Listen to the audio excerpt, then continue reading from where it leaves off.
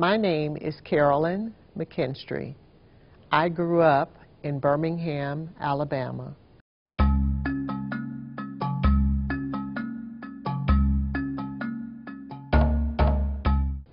Every aspect of my life growing up in Birmingham was segregated. The public schools, the hospitals, the public parks and libraries, even the churches. Every aspect of life was segregated. The bombing of the 16th Street Baptist Church had tremendous impact on my life. There were the initial results or the initial manifestations of the bombing, which were things like not being able to sleep at night, rashes that would show on my skin, rashes for which there was no apparent diagnosis or remedy.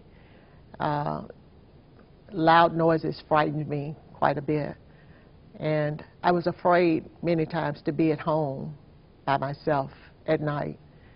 These were the initial reactions that I had, but I think on that day that the church was bombed, there was just something that bruised my heart, and it resulted in my being very sensitive from that point on to instances of mean-spiritedness and instances of hate. Wherever I would witness that or read about it or see it, I would just be reduced to tears. I would have pain in my heart because I couldn't understand as a child what it was all about. As an adult, later years, I still had not figured out what it was all about. And so the pain just stayed with me, and the pain has served as, I think, kind of an impetus to keep moving and to keep talking about how love does overcome hate. The message that I would like for people to take away from this book is that love overcomes hate. I'd like for them to remember what happens when we teach hate.